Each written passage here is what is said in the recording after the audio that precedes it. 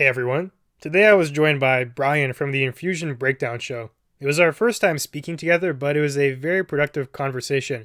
We started off by talking about Kant's categorical imperative, and from there we touched on other philosophies and politics and society and ways of operating in the world.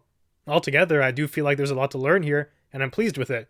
Make sure to check out Bryan because, as you can tell from the following episode, he's very intelligent, and it was a pleasure talking with him. So, without further ado, here we are.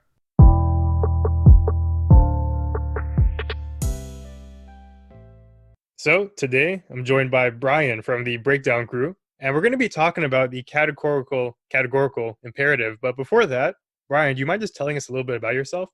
Sure. Yeah, thanks for having me, Marco. So I'm Brian from the Infusion Breakdown Show, and I'm also the host of the Feel the Love series. I go by Brian Almighty. And on the Infusion Breakdown Show, we discuss thought-provoking questions covering topics from hypothetical scenarios, philosophy, relationships, or current events. Yeah, so all really fun topics, eh? Yeah, Yeah.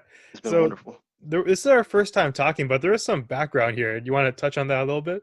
Sure. So today's conversation is a consequence of me hearing Marco's episode last week on consequentialism and deontology. So I really liked how he broke down and discussed the two contradicting ideologies. And throughout the course of that discussion, he mentioned Immanuel Kant, and I was curious on what fallacies might he find, if any, in Immanuel Kant's categorical imperative. Yeah, I think that's the perfect segue to get right into the discussion. So, without further ado, do you want to give us a breakdown of what exactly this I can't quite pronounce it properly, the categorical imperative is? Sure. So the categorical imperative, let me see, I wrote this down exactly. So the idea of it is the act to act according only to the maxim by which you can at the same time will that it become a universal law.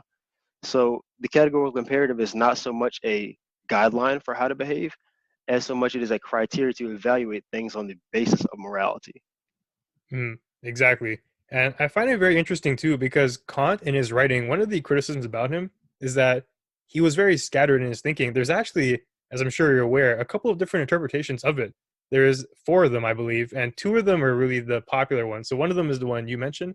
And I Mhm. believe he also frames it in another way as well.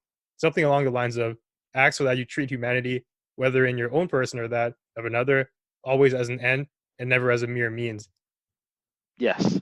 I'm most familiar with the universal aspect of this and the not using other people's as ends to means.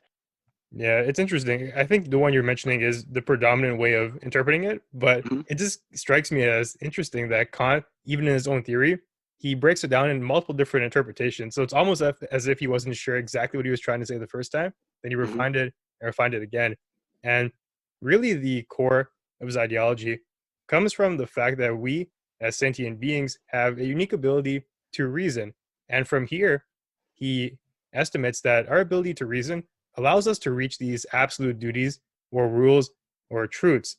So I just want to mention too for the audience that there is an opposite ideology here, which is a hypothetical imperative, and that lays out an action with a end in mind. So for example, I eat so I don't die. Die is the end.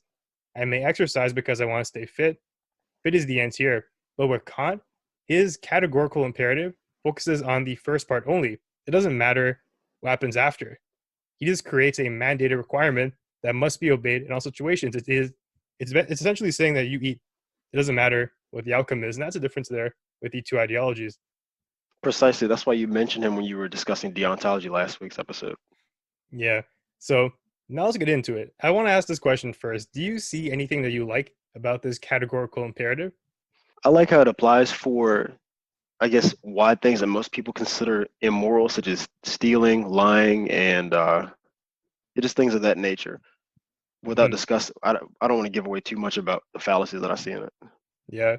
So for me, just touching briefly on what I think is good about it, I think it lays a fundamental framework that most people would benefit from generally. Like typically it is good for you to follow the laws of your land. There are certain maxims that are good to uphold, such as don't kill, don't lie. But fundamentally to me, it seems like when you add a layer of nuance to the equation, this whole way of evaluating morality just crumbles apart. Yeah, it doesn't allow for any kind of exception. It's very rigid. Yeah, and to me, the real issue comes up when you encounter a situation that presents to you two evils. When you have to make a decision between that, to pick the lesser of the two, you're basically screwed if you follow this ideology rigidly, as you pointed out. Yeah. Well, who's defining evil in that situation? Yes, that is true. Maybe we should give an example. So, Sure. one of the maxims that would typically come from this ideology is something like don't lie. And lying in and of itself would be considered evil because that wouldn't be something that you want to universalize, as he would put it. It wouldn't be something that you want everyone to do. So, based on that, you shouldn't do it yourself. But in the real world, there are circumstances where lying would actually produce a good. I can think back to, let me see, maybe Nazi Germany, where some households were hiding Jews. If a soldier came up to you and asked you, "Are you hiding a Jew?" If you didn't lie, I would consider that to be vastly immoral, even though there's a contradiction there with the ideology. Exactly. Yeah, that's a great example. And even if we want to revisit the example that you gave on that episode, the consequentialism and deontology discussion of the stealing of the water in the Yeah. desert, Mhm. yeah, it's the same thing. It's the basis of what you're doing. You're stealing the water, which is wrong. Stealing is wrong, but the end result isn't taken into account. If you didn't do that, you would die. Yeah, and it's funny to me too because it seems like Kant, even though he recognizes that, he still feels like the sin of breaking the rules is is too much to overcome, even though there is some good to be gained from it. Because he knew that by giving these maxims, there were going to be opportunities for people to basically just falter in the face of true evil. You'd be immobilized. And he was criticized too.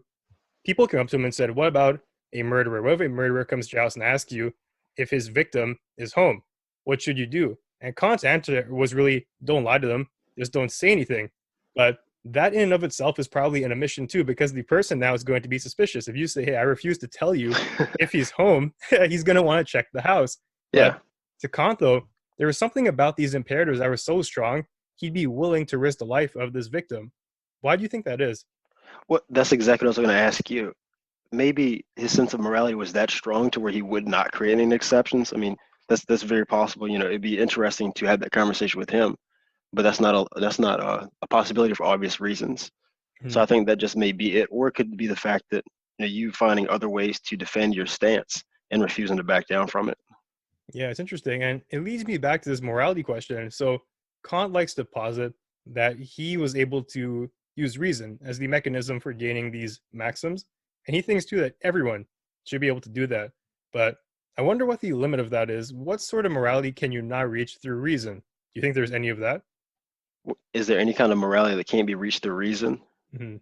Well, a lot of people say that feelings aren't exactly rational. So anything decided on the basis of how you feel and not in solid set in stone fact. Yes, and I'm glad you mentioned that because that's what I was thinking too. So here's an example of something that I find interesting. It would be immoral for you to kill your child, for example, but what if you killing your child would result in saving two other random children? I still think, even though it would be technically considered irrational if you take in this the total sum of lives there, you'd still be a terrible person to kill your child to save two other people because there is that emotional aspect to it. And that's one of the other fallacies I think is at play here. It doesn't just map on to the real world, it doesn't take into account the nuance here that does impact our decision making criteria. No, it assumes that we are very, very much so machines in the fact that we operate without emotions when in real life, even people who don't really express them, they're present and they influence our decision making process. Yeah, and another thing too that I take issue with is this rigidity of the maxims because maxims present a certain danger too. They can enable tyranny. Like who makes the rules when you haven't arrived at them through reason? People need to have the proper resources to do that in the first place, but in the absence of that, a society still needs rules. So that power is passed on to the authority figures. And I think about North Korea. They have certain maxims present there, but they weren't arrived at through reason mostly because the people didn't have the means to, but it still appears to them as if it is reasonable. For example, a lot of people there regard their leader, Kim, as a god. For them, if they were following this type of thinking, they wouldn't want anyone to insult him. They wouldn't want anyone to view him as a liar and whatnot. And they'd be okay with that being a universal rule. So here's an example where they could take this ideology and map it onto a tyrannical regime, and they could use it to completely subjugate the masses. Yeah, and so that's another point there. So you're speaking in terms of an isolated region, a country. Mhm. And so Therefore, that logic doesn't apply everywhere else because it's not universal. Yes. It seems to me, though, that the criteria is simply that you would will it to be universal. Hmm. And to these people, I feel like they'd be okay with that just based on the misinformation that's been given to them. So it brings into question to where we even derive these rules from. It's just not possible for you to use reason because in these places here, if you thought about it really, you came to the conclusion that, hey, Kim doesn't really seem like a god. He's a regular guy.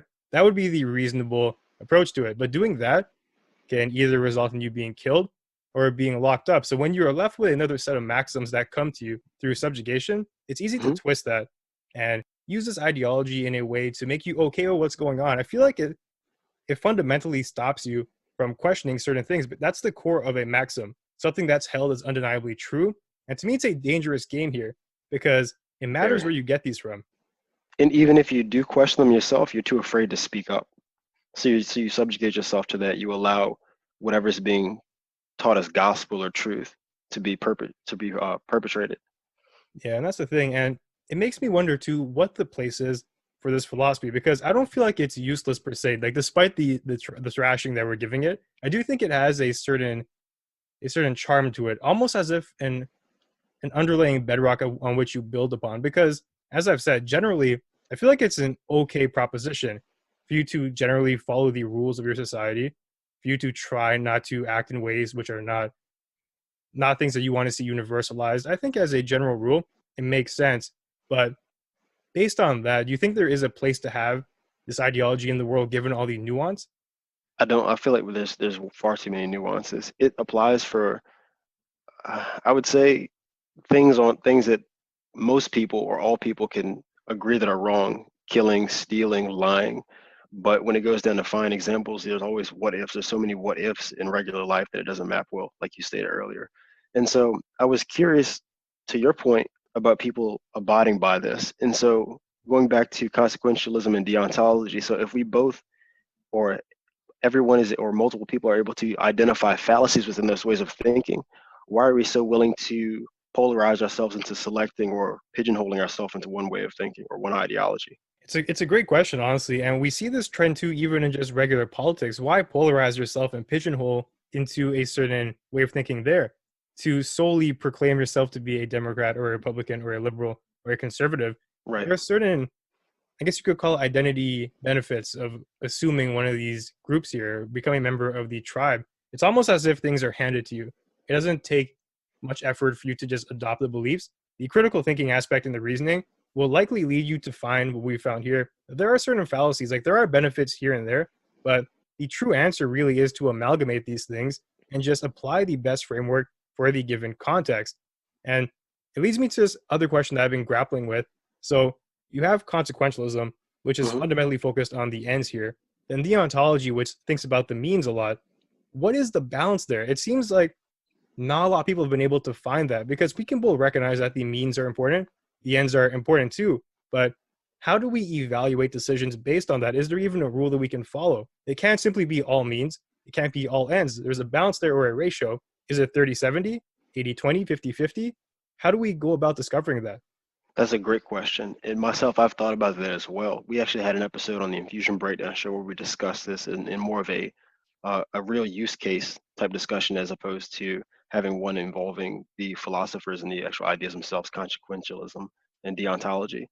But so I recall over the course of doing research for that and then a conversation with my father, I had came to the conclusion that we judge others based on their actions and ourselves based on our intentions. That's how things are currently played out. And then I thought, well, is that right? Well, we're certainly not. We're not taking everything into consideration. We're not getting the entire picture. And then so with the idea of how much is appropriate, is it like you said, 50-50, 30-70, 40-60?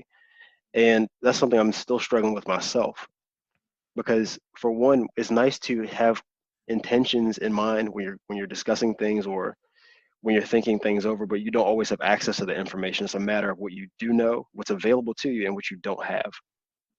Yes, that's a great point actually about the way we assess others' actions versus our own. It's been something I've tried to address somewhat in the realm of politics. I'm not sure if you've heard our Prime Minister Justin Trudeau when he was running for re-election, he got caught up with some blackface scandal, and the context around that was that he was at an Arabian Nights gala and he was in costume, but still it came up.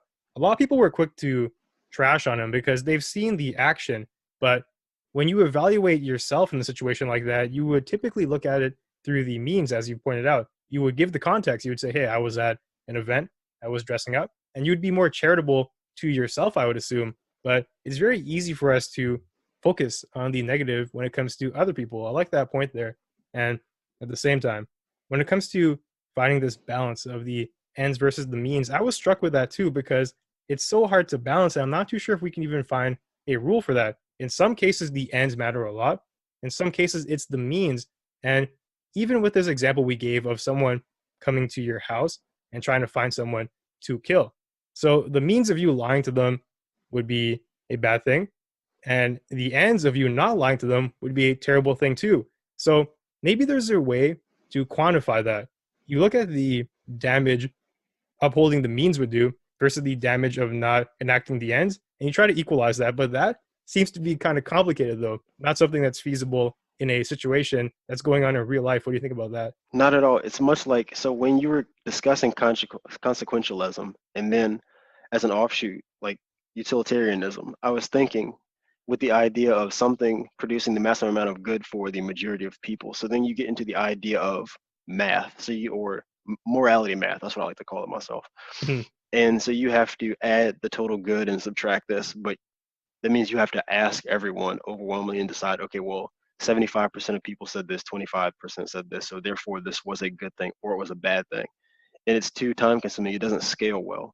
Yeah. If you're polling a group of 5 people, let's say you have a family, and you're trying to decide where to go for dinner or something like that, that works. But when you're thinking about entire nations, or like even with elections, you don't necessarily get 100% of a sample size. Not everyone votes. Yeah, that's true. What about a scenario though where you don't have to poll people? Are you familiar with the doctor thought experiment? I'm not at all. So going off this utilitarian ideology, so you're trying to maximize the most amount of good for people. And if we look at this example here, it's a pretty common one used to refute the idea. So you're a doctor and you have 4 patients who are all suffering from some type of organ failure. It's all a different part. The doctor has a neighbor who isn't doing much for his society. Let's just say he's a slacker. He's done bad things in the past as well. He has a history, but like he's a match for all these patients here. He has the organs that they need. So as a doctor, strictly speaking, based on utilitarian thinking, you don't even have to poll them. You know that by killing that person and extracting the organs, you would save 4 lives at the cost of 1. And that opens the door to some pretty scary stuff. It does. And just with that example there, you're using the person as an ends to a mean. But you're also not taking the person that you were considering sacrificing into consideration either. Yeah, it's true. And I actually fundamentally view utilitarianism as a form of sacrificial ideology. A lot of that comes down to you weighing the pros and the cons for the most versus the least, and you sacrificing the best possible path for the least amount of people in favor of the majority. That's what it seems to come down to when I look at that ideology. I totally agree. And it's interesting too, because this utilitarian thinking, I believe, could be used to justify a lot of things that we've seen in history, from things like Mao in China, when he was bringing about these communist ideologies. He was acting as if it was good for the most amount of people. We're going to bring everyone out of poverty and destroy whatever it is, the small group of the elites. But the way things materialized in the end, it didn't turn out like that. So you have the means here. Supposedly, he was trying to do a good thing for the most amount of people. But the way in which it transpired didn't quite turn out like that. Everyone ended up living in destitution. And that brings up to me as well this Kantian ideology of just the means. How do we view someone like Mao?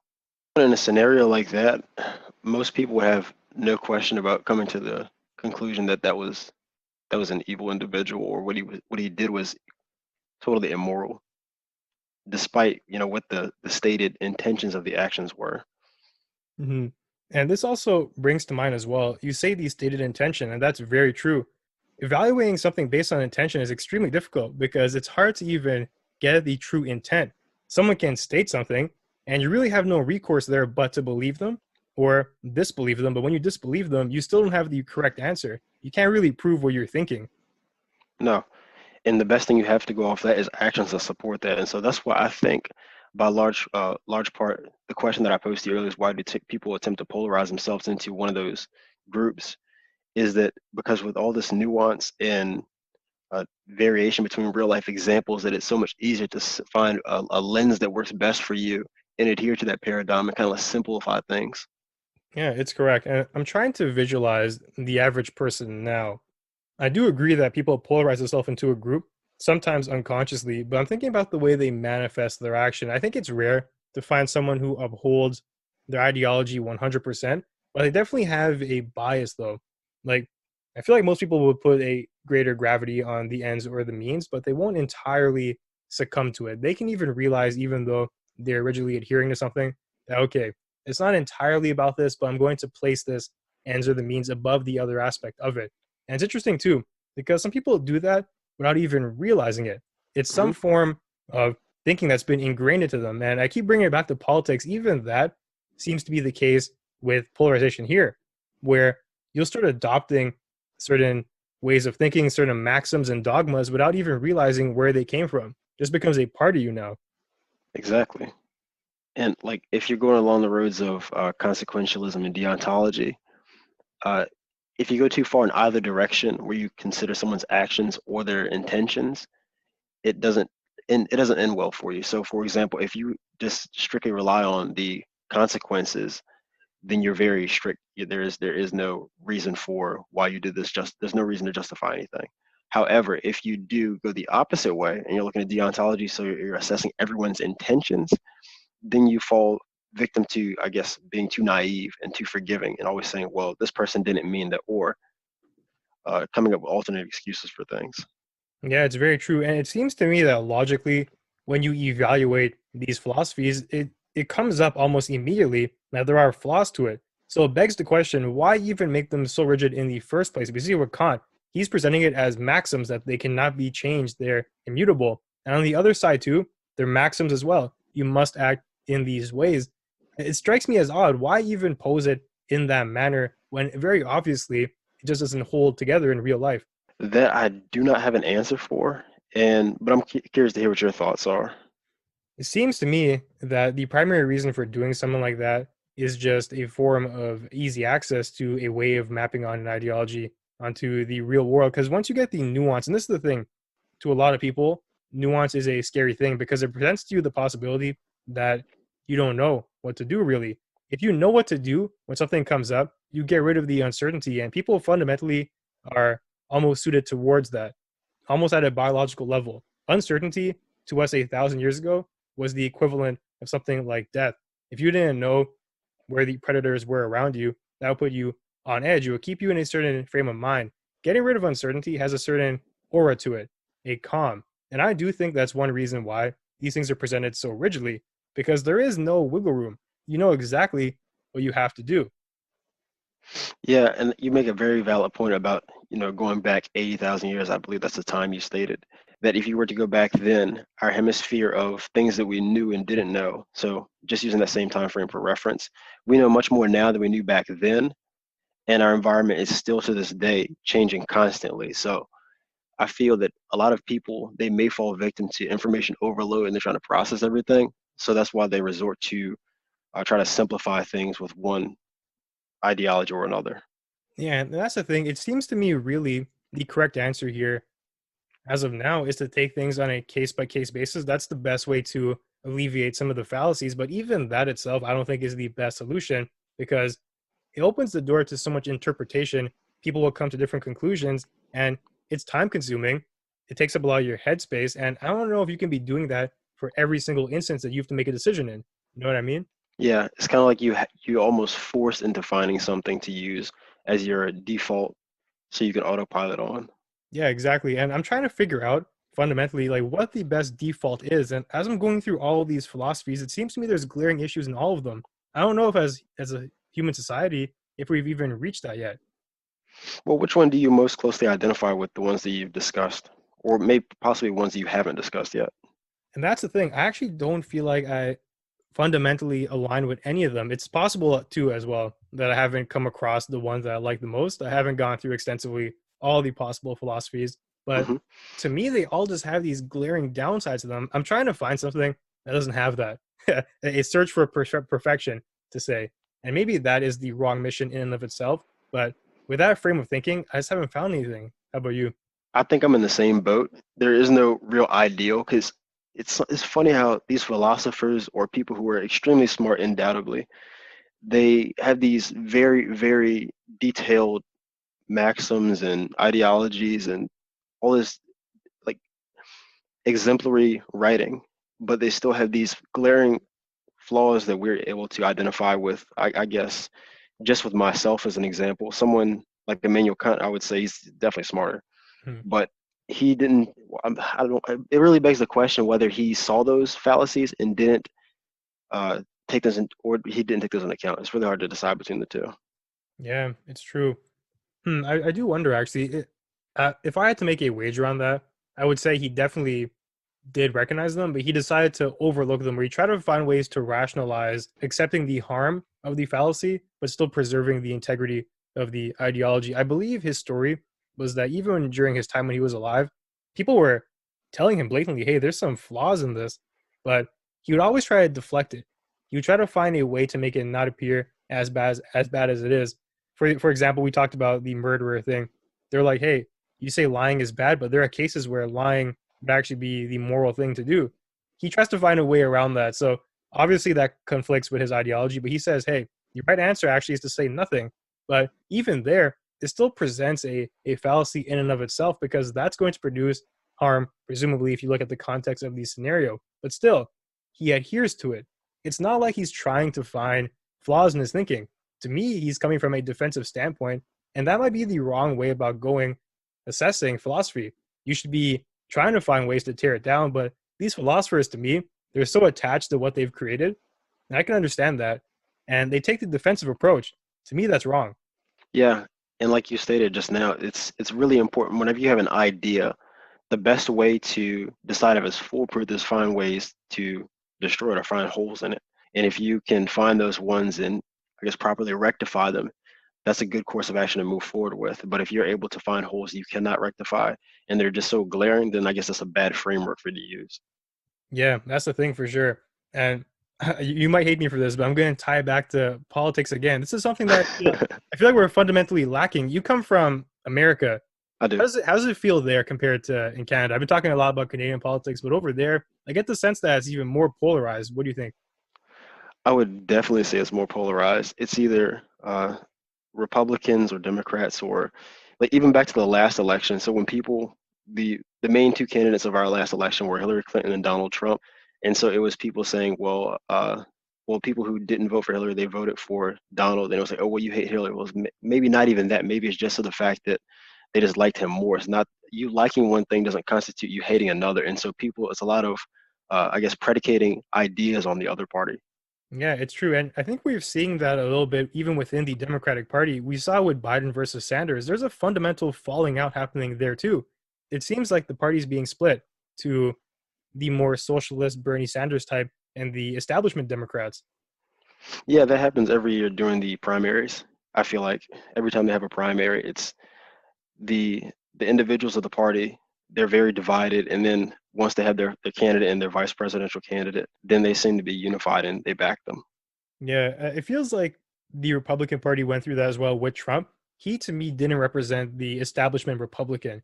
He was kind of the, I don't even know how you would describe him, sort of an enigma, something very different. And he ended up winning, and I think he's going to fundamentally change the core of that party, especially if he gets a second term. Then look at the Democrats. If someone like Bernie ended up winning the the primaries and becoming the nominee, Hmm. a term of Bernie Sanders, I feel, would fundamentally change the Democratic Party as well. And it brings me to this question now. So, if the parties can change like that, why would you cement yourself into declaring you a Democrat or a Republican? Because these things can change in ways that you don't appreciate. Even within the Democratic Party, people who would vote for Joe Biden, I assume, aren't aligned with Bernie Sanders, but he could be the face of that party now. He could fundamentally change the ways in which they operate. So, to me, that's almost a fallacy in and of itself, because now you become a slave to the idea. You become a form of ideologue. Yeah, and that brings up something that you mentioned earlier, the fact of there's certain benefits that come to belonging with a certain group. So by you identifying with, I guess, the Democrats in your example, then you would say, well, it's the lesser of two evils. I would rather have Joe Biden than another Trump term, Mhm. as opposed to I really want this Biden term. If you really had what you wanted, possibly you could have Bernie Sanders, as in our scenario that we're given here.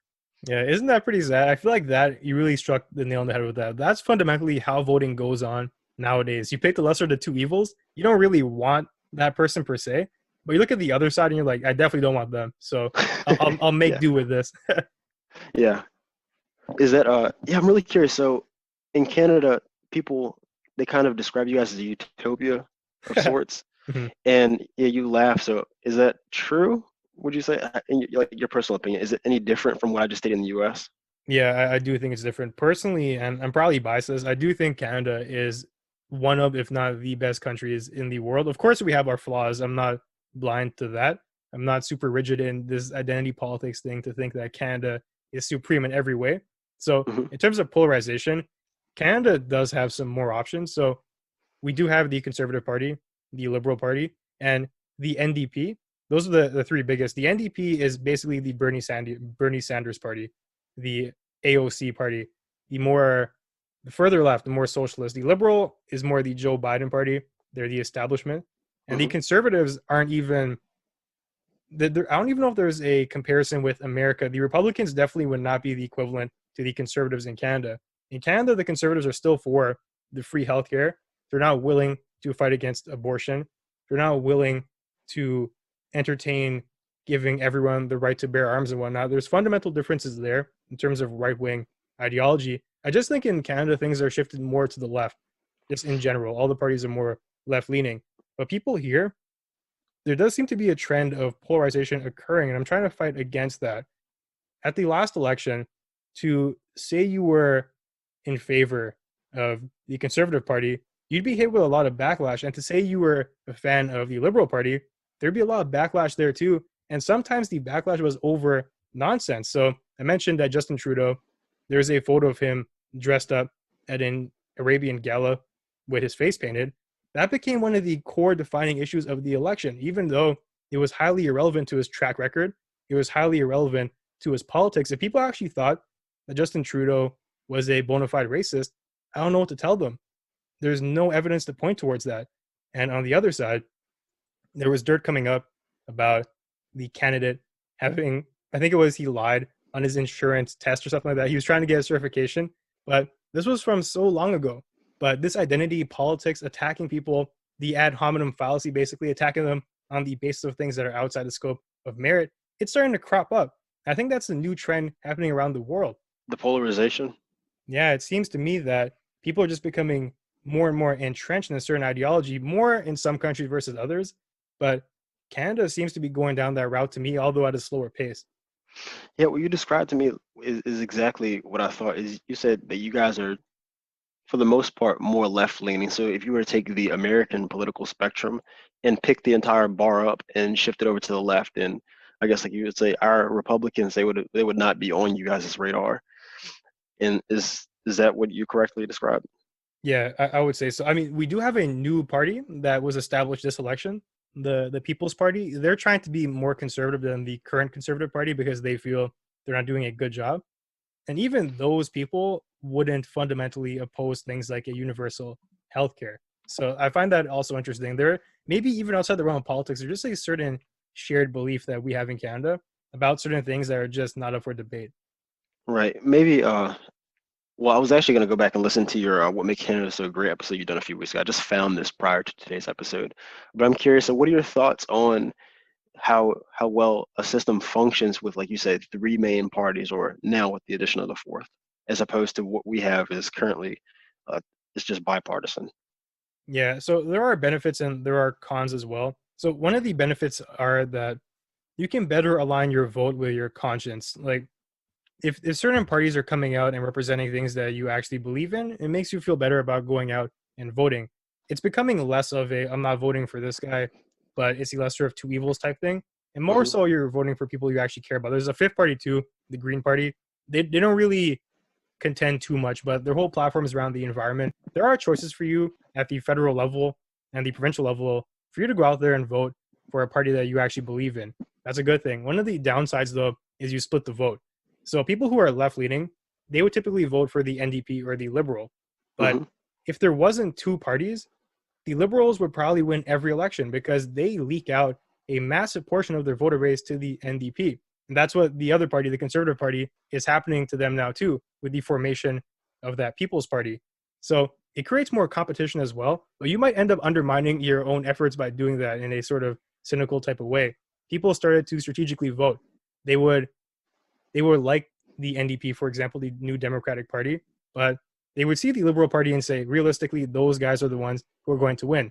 It makes no sense for us to vote for the NDP and sabotage another group who somewhat align at the risk of electing another party who doesn't align at all. So it's all politics, and maybe it's fundamentally the way in which we vote. I do think there are other systems to look at. Currently, right now, we do the first past the post, and people are talking about things like proportional representation. The percentage of the vote that you get equates to the number of seats you get. So when you vote, you don't really vote for the head of the party. You vote for a member of parliament who gets a seat on behalf of the party. So it's not like we're voting for Justin Trudeau or Donald Trump or something right away. We're trying to Hmm. vote for representatives who earn seats, and those people who get the seats are the ones who are actually voting in the House to get things done. How does it work in America? I'm interested. It's much more different. So we actually vote directly for our representatives and our senators that comprise Congress. Congress. And does that impact the federal, like the Donald Trump versus Hillary Clinton thing? Yeah. So Congress is the one that has the power to veto presidential decisions. And you also have the Senate too. Well, Senate is a part of Congress. Oh, okay. Congress is comprised of the Senate and the House of Representatives. Interesting, because we do have a Senate as well in Canada, but it's Hmm. separate than our Parliament. The Parliament would do whatever they have to do, create certain laws and vote on them, and then it will go to the Senate after for like this sober second thought. And we don't vote for our senators; they're actually appointed. They're supposed to be impartial. If that's possible. Yeah, because someone's appointing them, someone's getting their friends in there and whatnot. There's actually contention even with that. People are suggesting getting rid of the Senate entirely, but I don't know how I feel about that. I do think it makes sense to have another party there just in case things get crazy. Right. Earlier in our discussion, you had mentioned identity politics, and so that instantly reminded me of Jordan Peterson. I actually seen you have an episode on him. Uh, Yes. Mhm. was it last week or the week before? Yeah, yeah, because I'm not too sure if you know, but Peterson's coming out of rehab right now. I was kind of giving an Yes. update on that. Yeah. Yeah. Yeah, I'm a huge fan of Peterson. Our 12 Rules for Life was one of my favorite books. Hey, it's amazing to hear. Yeah, Peterson's like, it's funny. Depending on who you talk to, he's either the Canadian national treasure or like the abomination of sorts. Yeah, I wanted to ask you, like, what was the perception of him up there? Because, I've never been up north to Canada. Yeah, Peterson is very like he might be the most polarizing figure in recent Canadian history, honestly. So Hmm. he was a professor at one of our top universities, and Yeah, I'm sure you know the story. He was opposing certain laws that would compel you to use gendered pronouns and speech like that. Bill C-16. Yeah, exactly. And that's really shot him up in the societal hierarchy. It really brought him to fame. Jordan Peterson, though, fundamentally, as I'm sure you know, because you know his content, he's not just about politics. He talks a lot about other things too, but that was the purview that people used to evaluate him based upon. They took that Hmm. one snippet and they made assumptions based on his whole career on that. Jordan Peterson really helps a lot of people in Canada. He does that counseling service. He has these inspirational books to get you to better yourself. If you understand Peterson as a whole, I think your opinion of him is a lot better. But if you hone down to just the politics and you let that polarize you, there's going to be a lot of hate. And unfortunately, that's the trend now. So I'd say it's actually split 50-50. If you come across somebody and they know about him, it's either they hate him or they love him. There really isn't even an in between with that. Yeah, and fundamentally, what he's saying. So, for example, people take the idea of clean your room, and they try to say, well, how is telling someone that's depressed and just telling them to clean their room, how does that help them more? How do you tell someone to clean their room and they have an oppressive government? It's the idea of fixing what you can, the small things first, and then focus on the bigger things. And fundamentally, I don't see anything wrong with that way of thinking. And still, you have people who are polarized by what he says. Yeah, it's true. I feel like they're just not being charitable. Like they'll take something like that example, cleaning the room, and they'll just immediately assume it's something stupid. They won't even bother to look at the underlying message there. At the same time, I guarantee you they haven't even read the chapter two and all the depth that goes into it. It's Yeah. because they're choosing to view it through the lens of politics. Politics is consuming a lot of people's lives here. Peterson will be regarded as more of a right wing figure, and it just stirs a lot of people up. They see that they don't like what he stands for, and they're going to rebel against everything. Even if something that he says is truthful, they will rebel against it because they feel like it's an attack on their political identity. Hmm. And Yeah, and it's also a lot easier to beat a straw man than an actual person. yeah, that's the thing. That's the thing. It's crazy. I want to ask you too about a figure in America. Do you know about Sam Harris? Sam Harris, slightly. Yeah, he's interesting. He has some debates with Jordan Peterson, and the thing that I find interesting is that he is a member of the left in America. He's a Democrat, but he's not a typical Democrat. He is what strikes me as a classical liberal. So he fundamentally believes in things like freedom of speech, things that are being contended with these days. And he's almost become a pariah now within his own party. He's being casted aside, deemed as a pseudo intellectual. And it strikes me as very similar to Jordan Peterson because Sam Harris's work, it stretches across a broad range of things, but it's being focused in to a small box now. People are using that to project onto him certain beliefs that he may or may not have. And it seems disingenuous to me. I don't know why people are resorting to this type of behavior.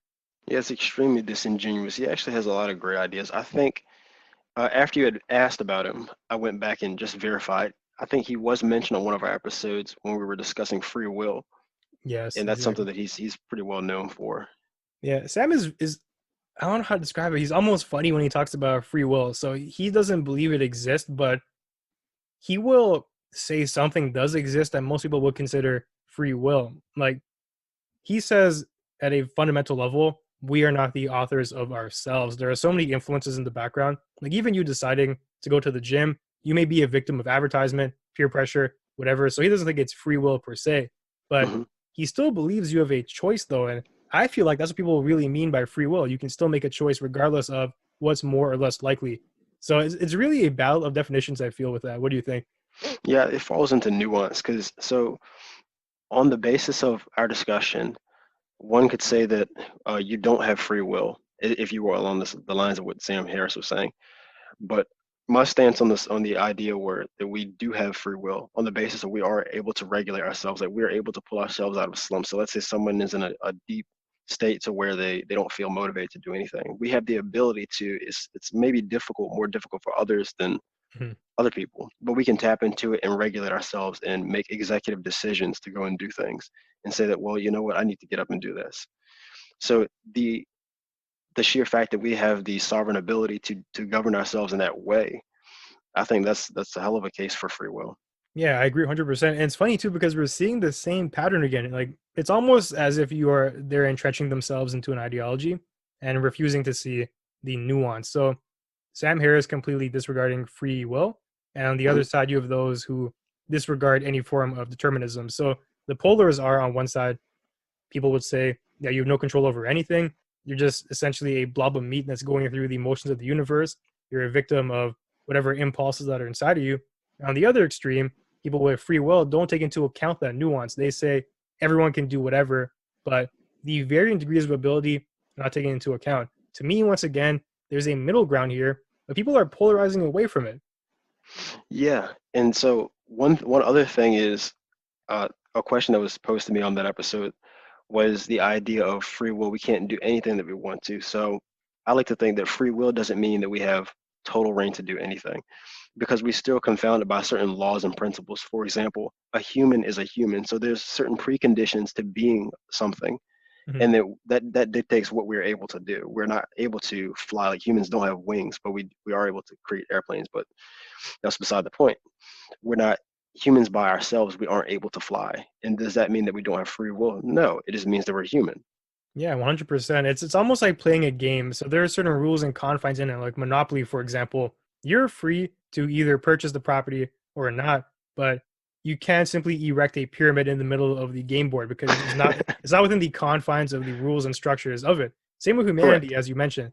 There's certain precursors to it, but within that realm. within that playing field, you do have some autonomy to move between the options. Right. And if you remove any of those preconditions or add any other ones, then you become something else entirely. Yeah, it's true. It's very interesting. I find this free will thing to be either very depressing or very uplifting, depending on how you look at it. It's so one of the dangers of people who completely diminish the aspect of free will is that it gives rise to a form of nihilism. You start to feel like, okay, so I can't control anything, nothing really matters. Then what's the point then? That's what I come to with that. I I see where one could make that argument, but I tend to be on the opposite side because, well, in regards to nihilism, because you could say, well, nothing matters. Well, if nothing matters, then you have the ability to decide and shape your own path. Because ultimately, like if you think about our existence, we're but a small blip on the existence of the universe. Mhm. So, once we're gone, that's it. There's no redo or anything like that. So we have a very small finite amount of time. So it frees us up for a lot of things. So to me, it's more of a prompt for actualizing your potential and doing things that you want to do while you're here. Yeah, ideally, I would love for that to be the case if people drew that. I wonder though, at the same time, if like when we're talking about this free will versus determinism, this really does set the framework for a lot of societal issues and ways we view them as well. If fundamentally you polarize and you think that the world is completely free, anyone is can do anything, they're not bound by inherent restrictions and whatnot, that's going to affect the way in which you erect social policy, the ways in which you view your peers, versus on the other polarized extreme. If you feel that everything is predetermined in a sense, if nobody has control over what's going to happen next, that's going to affect the ways in which you see the world and which policies you're going to vote for and try to enact yourself as well. So, what I'm getting at here is that there are so many underlying beliefs that stem from this fundamental worldview that it's very interesting to me to see how they manifest. Yeah, and I think what you were alluding to slightly there was with regard to healthcare. Am Yeah, I yeah, I correct in that was. assumption? Yeah, yeah, Okay, 100%. yeah, yeah, great. So healthcare in regards to people making decisions on the behalf of themselves when they aren't necessarily in the capacity to make the decisions, and then also the intervention of healthcare when people are terminally ill or have serious health conditions. Because if you were to say that, well, this is just what's going to happen, then policies, like you said, they would be shaped far more differently than they currently are. Yeah, another thing too, even there's this conversation too about a UBI. If you feel like people have the ability to just pick themselves up from their bootstraps, you might think this is less needed. But if you see people as fundamentally being dealt a crappy hand and they can do very little to change it, that might make you more inclined to support something like that too. Yeah, for sure. It's that's another discussion that really polarizes people is the idea that everyone has the ability to just get through stuff and raise themselves up and make them into someone through hard work. For the most part, that is true. I will agree, but there's also much nuance and fine details that come along with that. Everyone is dealt a different set of cards. Yeah, it's 100% true. Like I find myself to be more of a nuanced warrior these days. I'm always trying to find these caveats and express them and explain them because Mhm. they really do matter. They fundamentally shift the ways in which we view the world. And to ignore them to me is a major mistake because as we've talked about extensively here, it makes you so rigid. You fail to be adaptable to a real world circumstance. Yeah, yeah. When you make generalizations like that, it eliminates the possibility for any kind of flexibility. Like Mhm. it's either this or that. It's black or white. It's a very binary system. It's true. And it brings me to this next thought here. So the generalities themselves, I do feel like there is some type of benefit to extract from them. So I'm not saying to completely do away with all these ideologies and philosophies. I think they would serve as a decent starting point for you to have as just a framework to organize some of your thoughts. But when it comes down to implying them, they can't be rigid. You have to be willing to change them and adapt them as you go. That's kind of how I see these things like Kant's imperative and utilitarianism. To have one of those as a bedrock, that's okay. But to hold it as the absolute truth, that's where you get into problems. Right. That takes me back to a discussion I had back when I was in university with one of my supervisors at a job I had there. And so we were discussing generalizations and stereotypes. And so she was saying that generalizations are never right. And so I made the case that that's not always the case.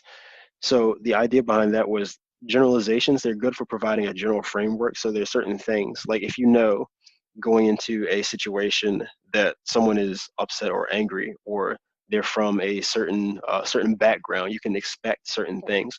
But the danger of making generalizations on the basis of other people is when you refuse to shift from those when you're presented with evidence that contradicts those.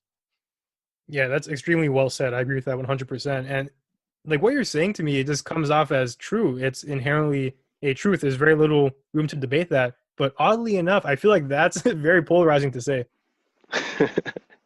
I didn't intend for it to be.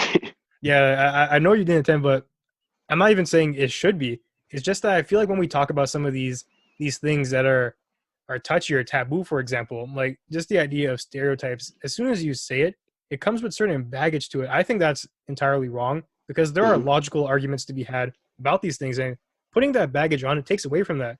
People can't talk about certain topics anymore, and therefore they can't improve on the ideas, and therefore it's a detriment to all society because of what? Is it sensitivity or something? Yeah, I definitely agree with that. I think it is sensitivity. It's it's really a dangerous way of thinking because you start to argue with facts or statistics. So let's say you have some data, like actual data, Mhm. not small sample sizes that don't necessarily represent entirety of a population well, but extensive data. So you have 75% of a population that has a certain belief.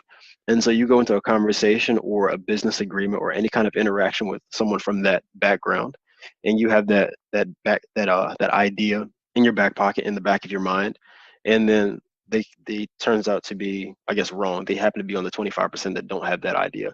The proper thing for you to do is to make that adjustment and then proceed forward, as opposed to uh, trying to force that person into that to fit that perspective of what you have. It's almost like back in kindergarten. I don't know if you call it guys call kindergarten up there. It was Yeah, like yeah, we the do. Mhm. okay, cool. So it's like the little block game where you have the different shapes. It's like Yeah, forcing the triangle into the square. yeah, It exactly. doesn't fit. Mhm. That's a really good point. This is exactly correct, and it's refreshing to hear this because it's just things I feel people have to know on both sides. So you present the nuance of it. First of all, there is some type of utility to operating these generalizations sometimes in certain cases. That should be a fact that people regard as being true. At the same time, if you are presented with evidence that your way of thinking is incorrect, you have to adapt to it. On both sides, there is room to negotiate. There is a middle ground to get to here. Hmm. Yeah, and like you said, a key point of that is adaptation. The fact that you are able to adjust, and that requires a lot of maturity. It's true. I do think that if people would develop this sense of maturity and adaptation, we'd be in a better place politically, socially, and just the world in general. No disagreement here. Yeah. So I do think we're coming to the end of our time now. It was a really great conversation we've had. Do you have anything you want to say to just conclude? Uh, no, I really enjoyed today's discussion. I'm really happy that you had me on here, Perry. Yeah, I appreciate you coming on. This was a one of those times where we're just talking and time seems to fly. Hopefully the audience enjoys it as well. Oh, for sure. Yeah. So I look forward to talking to you again. Thanks for coming on. All right, thanks for having me.